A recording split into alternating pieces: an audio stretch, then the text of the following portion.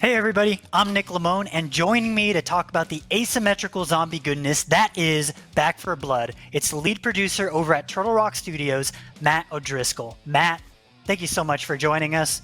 Welcome. Thank you. It's a pleasure to be here. So right off the bat, I want to congratulate you for showing off the multiplayer mode, the PvP versus mode for Back for Blood. Could you tell me a little bit about how it works? Yeah, sure. So you're going to team up with three of your friends and go into PvP or swarm mode, as we call it. Talk a little bit more about that in a minute. And you're going to be either a set of cleaners or a set of Ridden. And you are going to play matches against each other. And it's really who can survive longest as the cleaner over 3 rounds becomes the winner. The reason we call it swarm mode is because after each round, there's like a ring of deadly infected insects that are around the map. Each round, that insects come in closer and closer and closer. So the map gets a lot more tighter, a lot more intense action as the rounds go on. Now, the one thing that stood out to me about the trailer was obviously there is the cleaners versus the Ridden, and they're trying to outlast one another as they swap between rounds. Is it scored purely on how long the cleaners manage to survive? So if the cleaners survive for, say, 4 minutes, then the Ridden, then when they become the cleaners, they have to survive for 4 minutes and 1 second? Or is there a little more nuance to it than that? No, it's really that who can survive the longest. Yeah, who can, and a lot of that comes down to, how you're going to strategize between rounds. What happens in a pre-round is the cleaners have some time to look around the level and go looting for different crates that we've kind of scattered around.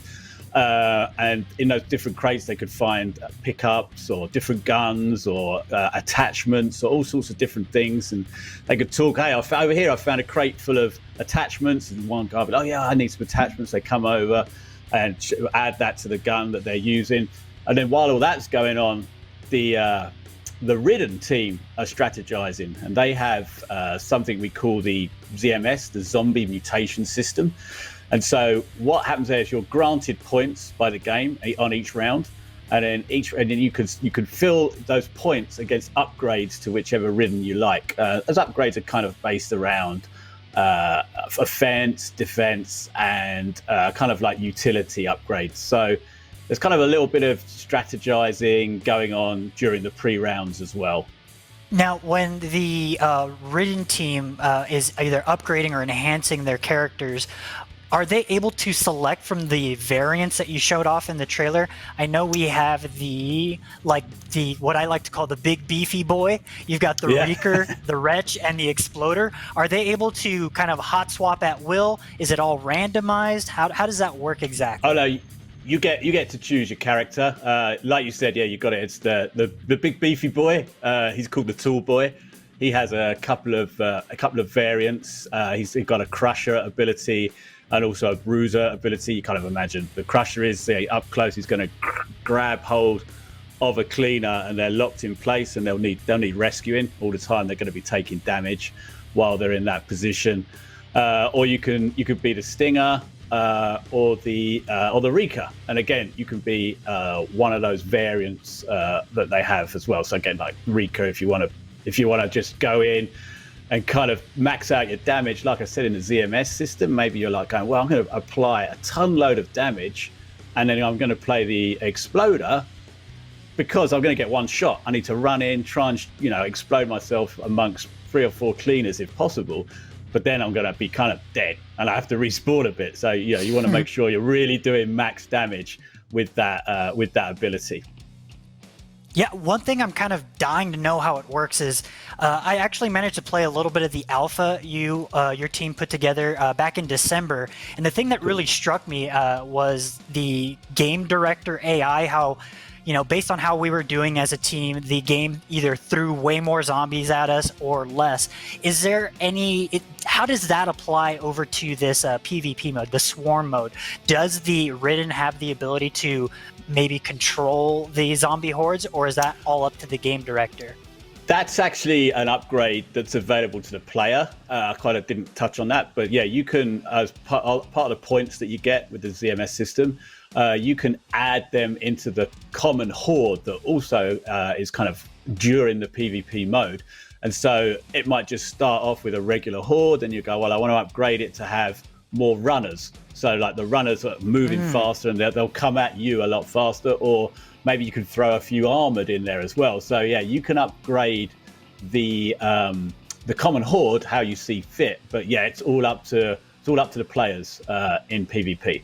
Now, I'm not sure how much you can divulge, but I'm dying to know. When I played the early alpha, one of the more troubling enemies that we came across were the snitches or the snitchers.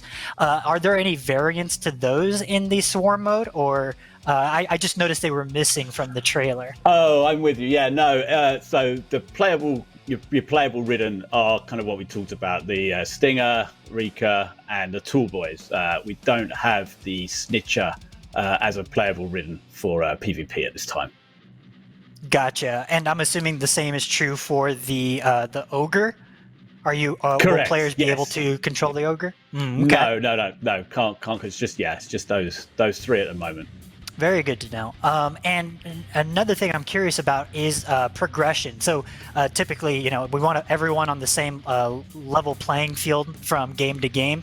But is there any incentive for players to do well outside of bragging rights? Is there anything that carries over from game to game, whether it be unlocking cosmetics or anything like that?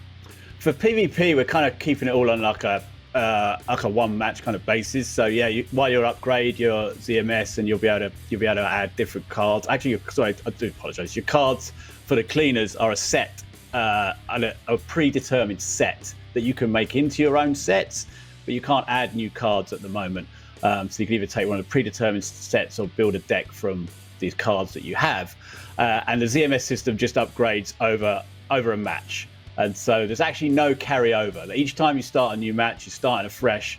But what we think is going to happen is that it's all about the tactics. When I say start afresh, it's a new match every time. Four new players, all doing 4 different types of tactics. How do you best upgrade your ZMS? What things do you try and scavenge as cleaners? Which cleaners do you play as? It's there's going to be lots of variants and different types of strategy that's going to come for PvP mode. So when I managed to get hands-on with the alpha back in December, the only playable level was Evansburg. Are we going to see the entirety of Evansburg in Swarm mode, or I'm assuming it's a more condensed, focused version that gets smaller and smaller over time? How does that work? How do you choose a specific area? Okay, yeah. So we're gonna for our up and coming open beta, yeah, we will have Evansburg and another map called Blue Dog. That's going to be available for PvE, and then we're going to have 2 different maps for PvP. Our PvP maps are built around our PvP maps, but there's specific areas that have been selected for gameplay. Copy that. So it's not going to be quite the entire campaign where people make their way from level to level and then swap. It's very much, here's a hyper-focused area designed around the swarm mode, and then you're just going to have to survive longer. That's exactly it. Yeah, that's exactly what we'll have. Like you say, focused area. Right from the start, the swarm is there. So you're already within an area, and you're going to, there is an area for you to scavenge and check for, like I said, for upgrades and that. But yes, like you say, it's a very much focused, tightly tuned PvP maps. Well, thank you so much. Well, Back for Blood releases October 12th with the open beta August 5th. Matt, thank you so much for joining. Oh, yeah, thank you. Yeah, August 5th till 9th. Yeah, if you pre-order, you can get in a bit earlier for the open beta. Other than that, it's 12 till 16. Everyone else can play the open beta after that. And hey, are you going to play, Nick? So maybe we can get together and play a few rounds together as well. I'm 100% ready to play. I warn you, though, I get very sweaty when I'm playing Back for Blood. If you watch our IGN gameplay preview, I was basically yelling the entire time we were playing. It was so much fun. Thanks, Nick. IGN's Summer of Gaming is powered by Duracell Optimum. All summer long, we're bringing you the game announcements, developer interviews, and all the demos you care about. So get comfortable and get ready to play.